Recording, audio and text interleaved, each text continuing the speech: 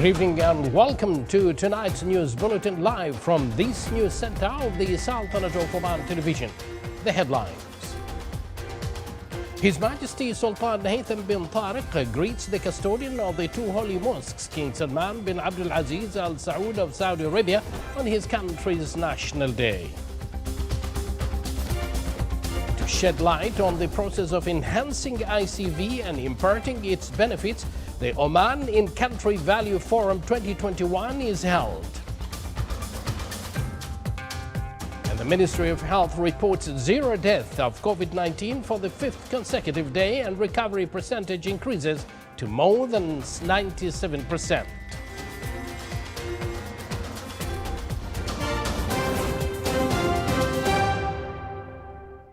Thank you for joining us. Those were the headlines, and now the news in detail.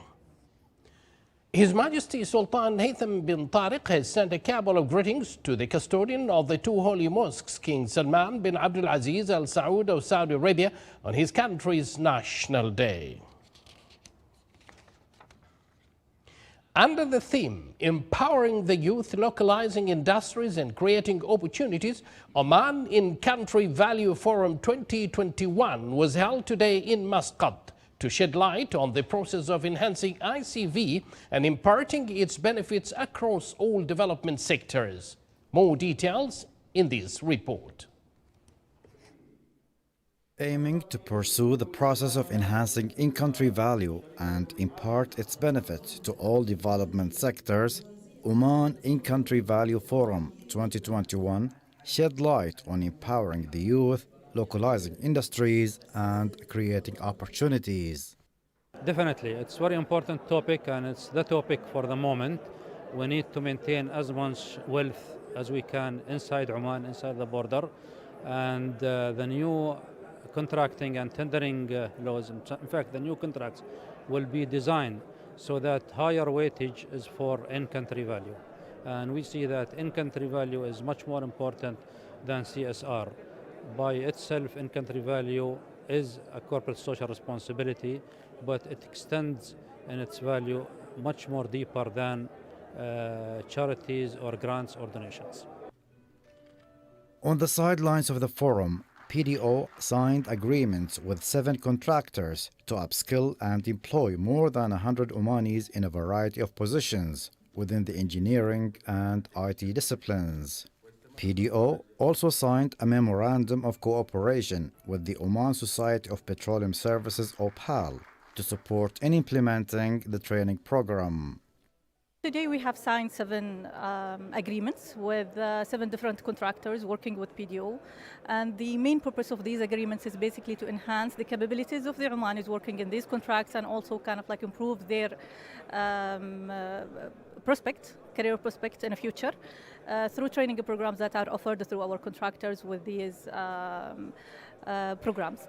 Of course, this is one pillar, Omanization, and the locals is one pillar of ICV that PDO is looking after. There are other 6 pillars that we are looking after, and we've talked about here in the forum today. In-country value is one of the major objectives, and in order actually to achieve the Oman Vision 2040, this will be one of the essential pillars that we need to go for. In the past, I think there were a lot of individual opportunities, and what we need now really to move forward is to have a very strategic approach. Collectively, as all the companies, whether they are international or they are local, we need really to work towards this kind of vision.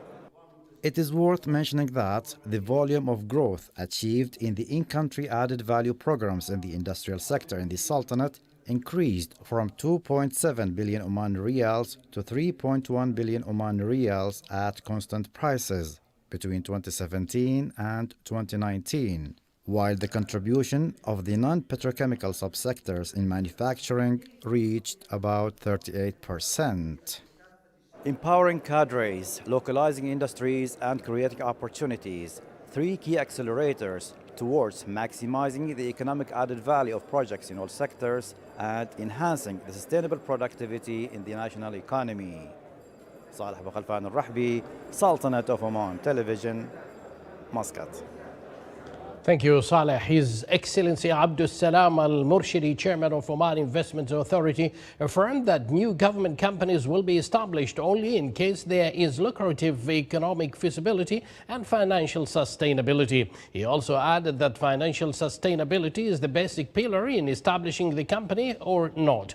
He stated that from now on, there is no company that takes money financial support from the state general budget, and each company must be capable for finance and financial sustainability and thus surviving in the market.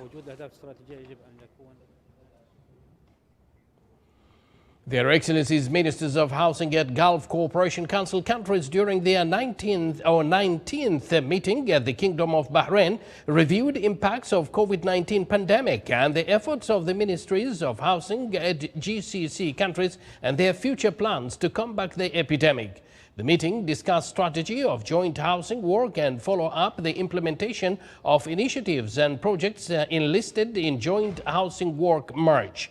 The meeting also affirmed on the necessity of preparing technical criteria, standards for planning and designing of land plots, in addition to putting up a general frame for laws and legislation in the housing field.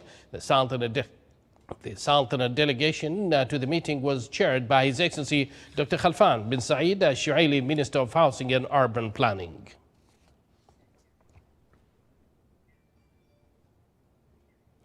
The Oman Banking New Era Conference, organized by the United Media Services Company in cooperation with Oman Banks Association, discussed the reality and challenges of the banking sector in the Sultanate and the latest trends and developments in the banking industry.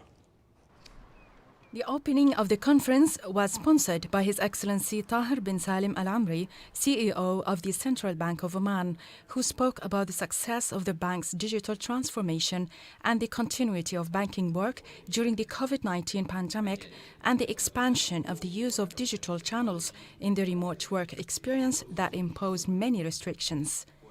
In his speech, he reviewed the challenges that paved the way for the emergence of new and innovative opportunities and solutions for banking work and the steps taken to overcome challenges and difficulties during the pandemic period with the support of the government and partners, noting the importance of data protection. He explained that the loan portfolio in the Sultanate has increased significantly despite the consequences of the pandemic, in addition to the increase in banking sector deposits during the last period.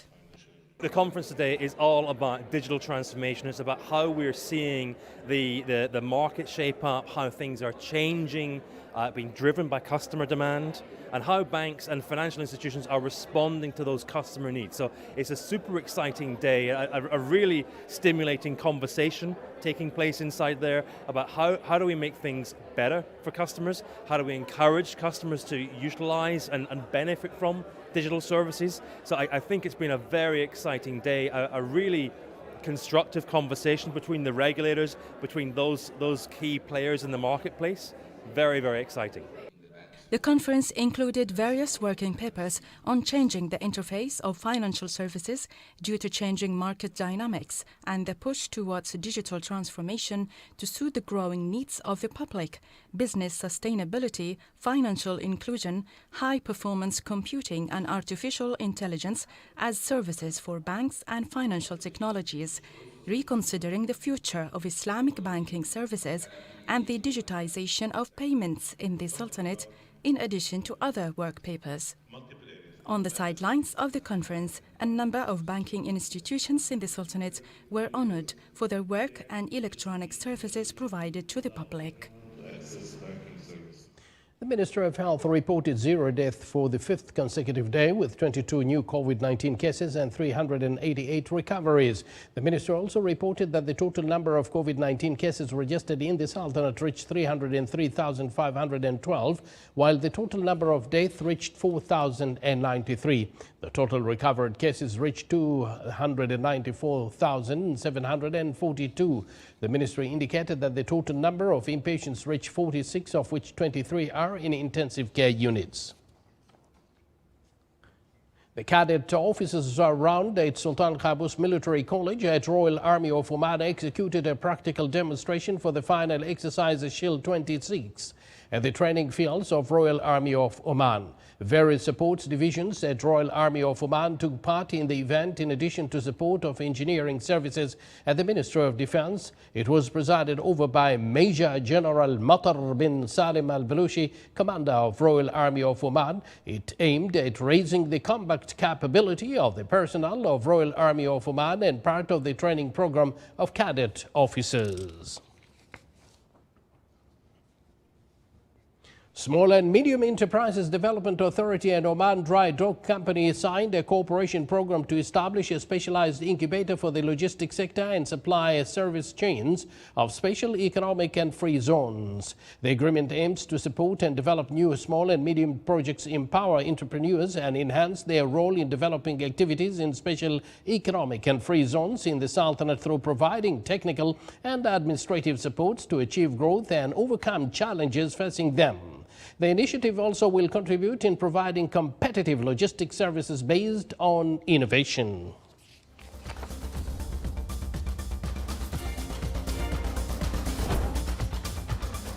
You are with the Sultanate of Oman television, and yet to come in our news bulletin. Indian officials burns rhino horns on World Rhino Day to stop illegal trade.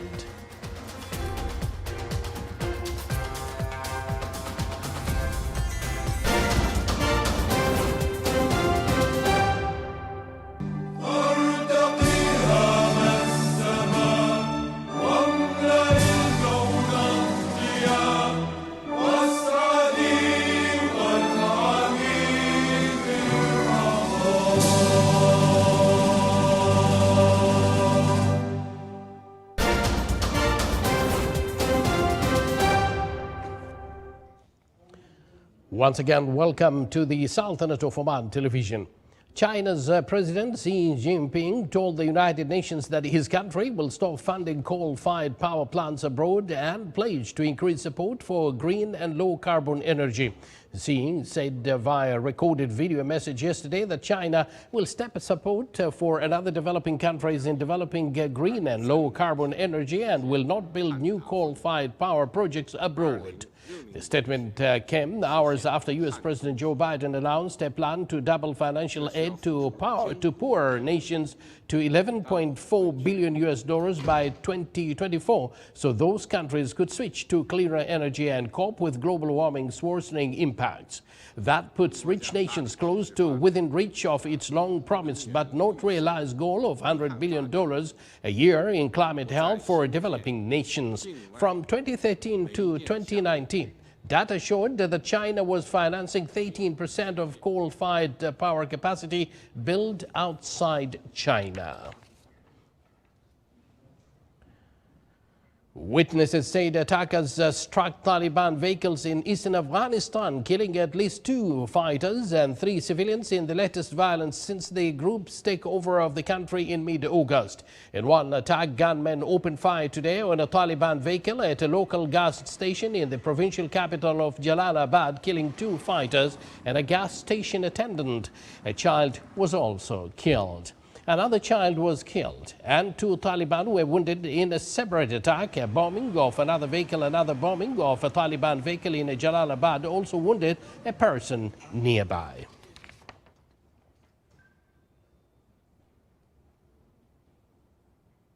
And now to India. Indian officials burned about 2,500 old rhino horns today to spread awareness to the need to protect the rare animal on World Rhino Day. The top Assam state elected official lit the fire on a large platform in a sports stadium near the famed Kaziranga National Park. The horns, which had been stored for years, were from rhinos that died of natural causes at Kaziranga and other smaller habitats across Assam state, and those confiscated from poachers. Kaziranga is home to nearly 2,501 horned rhinos and is the world's largest habitat for the rare animal. Armed forest guards protect the rhinos, but poachers still manage to kill some of them. Rhino horns are sold by poachers in South Asia, China, Vietnam and some other countries because of a belief that they contain an aphrodisiac and medicinal properties. Sale of the horn is illegal in India.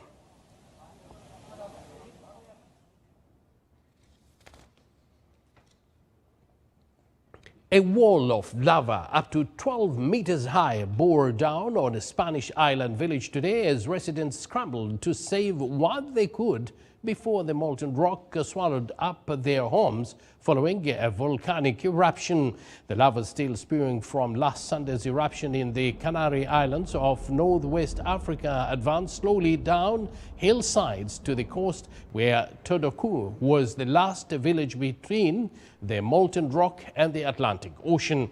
The lava was advancing slowly in the distance at around 120 meters an hour, with smoke coming from its leading edge as it destroys everything in its path. As the lava headed downhill towards the island's more densely populated coast, some 1,000 people were evacuated late yesterday from the Todoku, bringing the total number of evacuated people on the island of La Palma to around 6,000. The meeting of the lava, whose temperature exceeds 1,000 degrees Celsius, with a body of water could cause explosions, trigger landslides, and produce clouds of toxic gas. You're watching the Sultanate of Oman television, and before we end tonight's bulletin, here are the main points once again. His Majesty Sultan Haytham bin Tariq greets the custodian of the two holy mosques, King Salman bin Abdulaziz Al Saud of Saudi Arabia, on his country's National Day. To shed light on the process of enhancing ICV and imparting its benefits, the Oman In-Country Value Forum 2021 is held. And the Ministry of Health reports 0 deaths of COVID-19 for the 5th consecutive day, and recovery percentage increases to more than 97%. Once again, let's get united to heal, assist one another by creating a safe environment embedded with entire precautionary measures against COVID-19 for the whole community to be safe and healthy. Thank you for joining us, and good night.